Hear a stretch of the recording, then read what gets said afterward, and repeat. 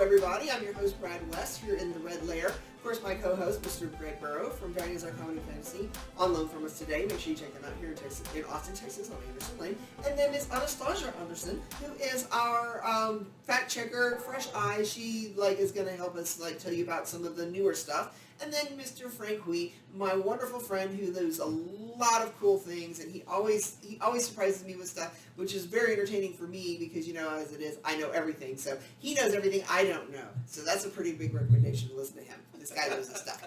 This week we're talking about the Suicide Squad, or Suicide Squad. I don't think they ever called it the in the comic books. The name of it was just Suicide Squad, right? Pretty sure. That was in the box. Except for the new Suicide Squad. Except for the new Suicide Squad. The last iteration. So we're going to be talking about, we've gone over the history in the past couple of days, the gold and the silver, the modern, etc. So today we're going to do the adaptations, Suicide Squad in other media. We're going to go over some TV, animated, video games, all that kind of stuff. Starting with the 2000s. Prior to the 2000s, they didn't really show up in actually anything because, nobody knew who they were, especially considering the 90s, they weren't even really published for almost the entirety of the 90s. But the first time that they really made it onto another screen was the 10th season of Smallville. Smallville was actually, it had ups and downs. I loved it, I watched it, I enjoyed it. There were some parts where, it's they took too many liberties. By that point, they were getting very comic book more. Oh, yeah. Than WB drama. Yes. By season 6, it should have been called Metropolis. It should have been a spin-off show as far as I'm concerned. They did introduce. But they started to learn that a lot of their viewership that they were losing were coming back in, especially from fans, was guest stars, guest characters, and more traditional comic book villains. And this is where we get one of our favorite Amanda Wallers. Oh, Pam Grier. Yeah, we love Pam Grier as Amanda Waller. She did a great job. I mean, that was actually some star power. She's one of my favorite Amanda Wallers. And as Frank was saying earlier this week, that is a role that really warrants some juicy examination, and it could be very appealing to a good actress. So Pam Grier was great. I didn't remember them ever actually calling it the Suicide Squad. I thought they just called it the Ghost Initiative or whatever. No, I'm pretty sure Pam Grier. Yeah, she actually said that. Yeah. But I'm saying I didn't remember it. I'm not doubting you guys. But anyway, the point is that was one of the first. It was one of the first ones. And like I was telling you earlier this week, makes a great impact. Oh my gosh, yes. But one of the things I was telling you earlier this week, though, is that the Suicide Squad and its opposite number was Checkmate. Smallville, Pam Grier's Amanda Waller was actually the leader of Checkmate, and so this Suicide Squad was based on Checkmate, not the Task Force as version. And it had some interesting characters. I did not really care for the Deadshot of that show. He was kind of a little bit lame. And the fact that they used the teenage Icicle and Plastique made it kind of weird to me because they were teenage versions, or at least maybe early 20s. They were really young for the concept of Suicide Squad, for my taste. But then we get later on into the when was it? Arrowverse, the episode of 2014? 2013. 2013. Now, the Arrowverse episode I really liked.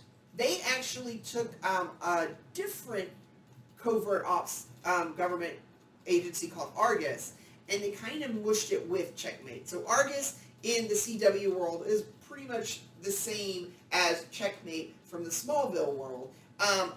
Did not care for that Amanda Waller at all, personally. But the funny thing about this one is, of course, that they very briefly teased Harlequin. They did. In a jail cell. She says a couple things. They did. And that was amazing, and everybody was so excited about it, and then DC said, no, you cannot, you cannot do this. They did that a lot of things with a lot of things. They were actually, Suicide Squad is, up until that point, was not necessarily a big name thing. Yeah. But as we were talking, by this time, the comic books had gotten really, really popular, especially with their crossovers with the Secret Six, etc. And so they had actually gotten some steam, And DC was like, okay, we want to do something that's out of left field and kind of compete with Guardians of the Galaxy like Marvel did. There's this group that nobody knows it, but we can elevate them to the front. So they actually pulled back. Originally, they were going to spin it off. Now, here's the cool thing. If you watch the Arrow show, you've heard us talk about how much I love the character of John Diggle, David Ramsey, and he was the substitute Rick Flag. He was the Rick Flag character for their version of the Suicide Squad. And like Greg said, they even had a cameo of Harley Quinn, which is actually quite fun, quite amusing.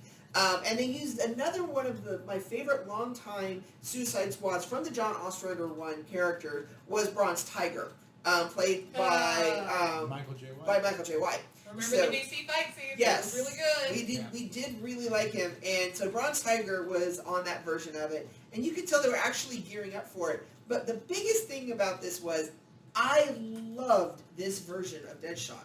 Yeah. He was so much better a version of Deadshot than the Will Smith was. And if you want to really see like that character come to life, he was actually of them. Him and John Diggle are the better characters. In fact, when DC changed their mind, and they're like, we're going to make a Suicide Squad movie now, and so they told the writers of the CW to just unceremoniously get rid of them. They just flat out killed Amanda Waller and made Diggle's wife the new head of Argus. They killed a couple of the lame characters that they put on there, and then they killed Deadshot, Oh. which was so sad because he was such a good Deadshot. Luckily, though, they had no plans of using Bronze Tiger in the movie, so they let him live. So we got him back at the end of the Arrow Like, series. what are the odds? So that was good. Anyway, proceeding. Who knows from the future? Yeah. But those are some of my favorite live action versions. But then, you guys take it away. Tell me about the animated ones. I haven't seen these guys. You've seen Well, these guys. there were several. There was Batman, Assault on Arkham, and there was Suicide Squad, Hell to Pay, which were pretty fun. Yeah, it's like Assault on Arkham, I think, came out about the time the first Suicide Squad movie came out, or like right before it, I think. Because I remember watching it, and then they were like, by the way, there's a Suicide Squad movie, and I was like, oh, okay, cool. Back on our thread of animated versions of the Suicide Squad, I did let them know that they missed one. There was a single episode where they used it in the Justice League animated series. The only reason that's really interesting to me is not only the choices of characters, but it is also one of my favorite versions of Amanda Waller is CCH Pounder, who does the voice of Amanda Waller. And if you've ever seen her in anything else, she could very easily have been a live-action Amanda Waller, too. Oh, yeah.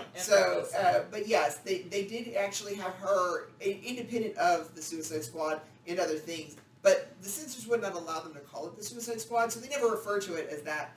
It's the only version where they for don't. obvious It's reasons. the only version where they don't call it that, and they Yeah. just call it Task Force X. So, moving on, you guys. I'm sorry. All right. That's fine.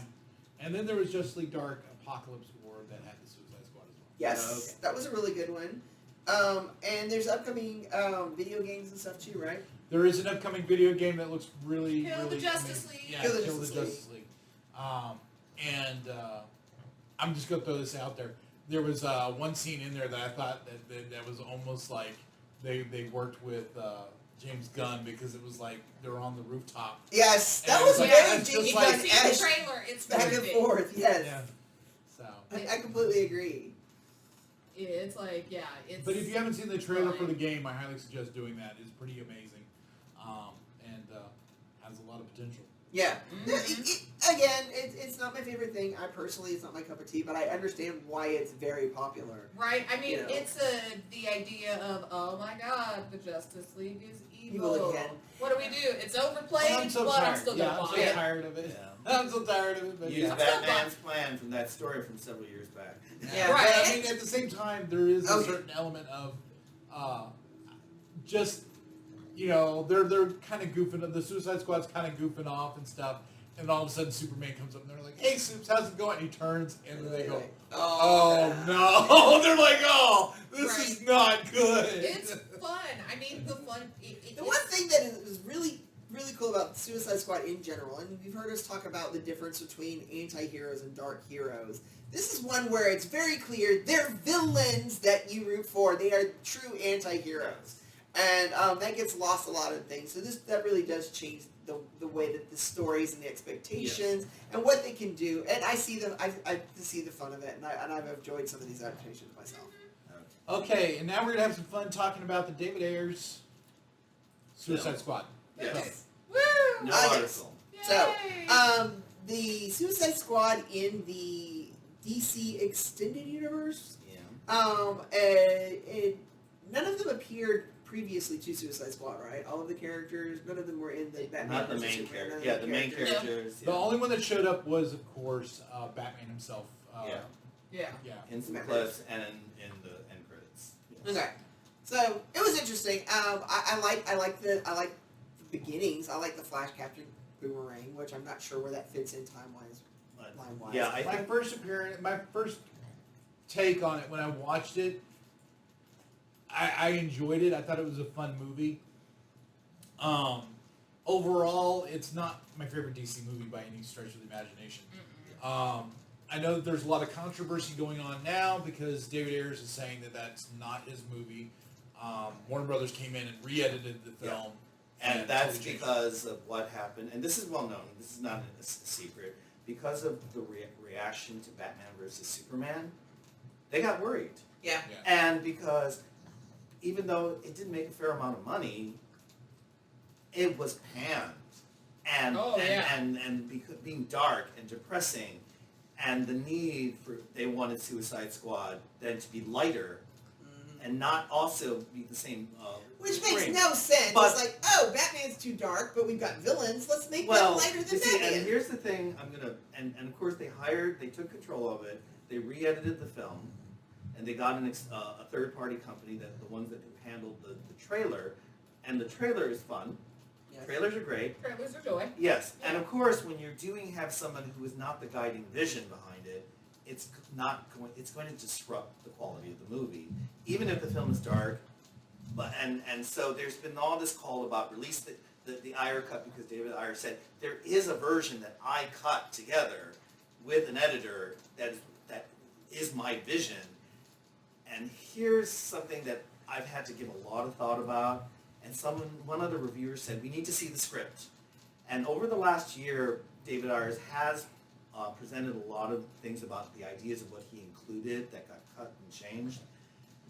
And while I have no doubt that his version is better, one thing that I really looked at and realized is his version of Suicide Squad is not that true to the source material. Oh. That's the problem. Well, and I was trying to give like, y'all a chance yeah. to say something nice before I jumped in. but- Yeah, and that's important. I'm going to tell you something. I have no problem with I have no problem with Will Smith playing Deadshot. Really? Because you voted him. and I'm getting to that. Okay. I'm getting to that here. Is a big problem with this movie is post-production. But another part, but there is a problem inherent to the script, to the story that's creating. And one of the big problems that I clearly notice is this is not Deadshot. Yeah. He is being not written, he is not the character. Because Deadshot is a damaged human being with a death wish. This is a guy that's written as a hero, as being noble, who happens to be in prison, and who happens to charge $1 million a hit, or $2 million if you piss him off. And that's how David Ayers wrote him. He wrote him as the hero without any journey. Yeah. Without any character arc. He stays the same throughout. Even with the edits, you can see that. So technically, there is nothing wrong with Will Smith's performance, because that's what it's called for. And the same way, there isn't a problem. And he brought in the Joker, and there's a lot of stuff that got cut from the Joker. The problem, as I said, is the Joker, when has the Joker ever, you don't put the Joker in the Suicide Squad, because that's a character, and I said this, that pulls focus. Yeah. As soon as he pulls Yeah, on the he screen, does. he pulls, and the problem is the Joker, even in his version, in David Ayer's version that he's labeled, is not the main villain. Yeah. He should be, if you're going to have the Joker, he should be the main villain. Yeah. Not this Enchantress, who was never a villain in the comics. And because then it wastes time. And the whole idea of the core of what Suicide Squad is that you do have these expendable criminals, real anti-heroes at best, villains, who form this dysfunctional family team that have it, but they do form a team, they do form a bond. They the focus should be on them coming together. As someone else really well documented, it's almost 50 minutes before the team comes together. And Right. even then, they're practically kidnapped and forced into it. They're not given a choice. And so there's a lot of time wasted, exposition wasted. And you realize, no, and he actually said, oh, I gave this character a bigger role, was this character of Katana. So she went from, so in your version, she goes from being a one-note character to a one-note character with a cool fight scene. Yeah. That's what in his version, Harley and Deadshot get it on together during the mission. So they have a romance one night, and it's supposed to set up this idea of how she's trying to get away from this abusive relationship from the Joker by starting a relationship with Deadshot. First of all, Deadshot is just as damaged as she is in reality, in the comics. Right. Two, you're actually writing a story where she's trying to find a savior. Yeah. All right. And that even pulls further away from what Suicide Squad is about. No. Plus, she is a damaged person. It's like you don't solve an alcoholic's problem by saying, here, just drink this instead. Right. You solve an alcoholic's problem by saying you learn to say no to the addiction. Right. So 3 points I want to wrap up with. So One, I completely disagree about Will Smith because I don't think that Harley Quinn was quite written right either. But Margot Robbie, she really pulled me in, even though I didn't feel the characterization right. I felt she did an amazing job. I think Will Smith was just cashing a paycheck. Second, one of my biggest problems. There's two problems I had with the first Suicide Squad movie. One, not enough people died in the right way. That is fair. They killed Slipknot, who again. nobody cares about. I knew was gonna die from the second they introduced him because when they released the movie, I'm like, again, this is another Firestorm character. I'm like, Slipknot, that dumbass character from the Firestorm comic. Right? No one knows who the hell that I is. knew he was gonna die. He's I knew he was gonna die. But after that, I'm like, what? Nobody really died until the end. Yes, in the original version, in the final version, El Diablo, who El has Diablo, Fireball, yeah. dies, but in the air cut, he doesn't Okay, die. so it's the whole actually point- less. There's less death in the air cut Yeah, than so- there is so- in the theatrical It's cut. right there in the movie. They're all prepared to die. It's in the name, guys. And the second thing is, I just don't buy Amanda Waller's motivation.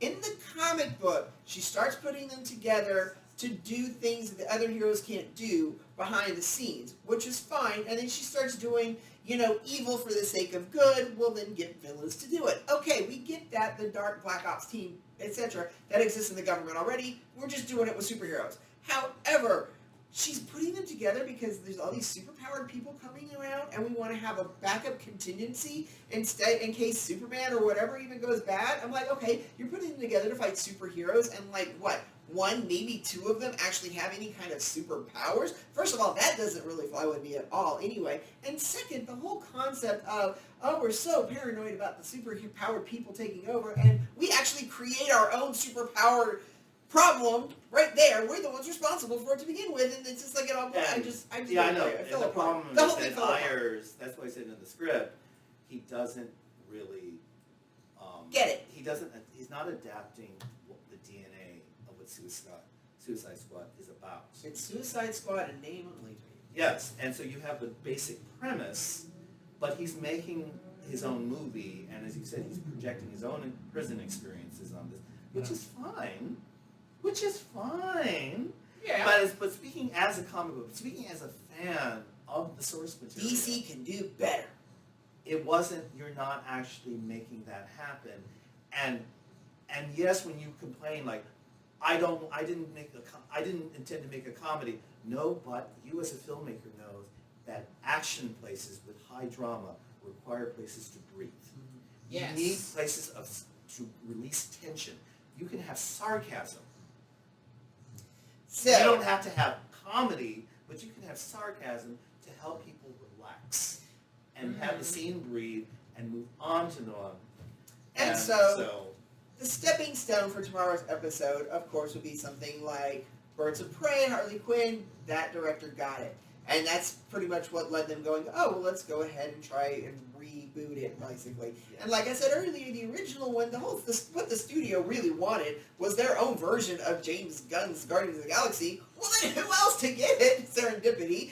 Disney fired Gunn. We'll get him to redo it. So this is going to lead us into tomorrow. We're going to talk about the new Suicide Squad. Spoil it all for you. This is Brad West with the Red Web. Follow, like, and subscribe. Go to YouTube, Kaiju Labs Media. You can also go to bradsredweb.com. We love you. We'll talk to you tomorrow. Bye. Rant over. Rant over.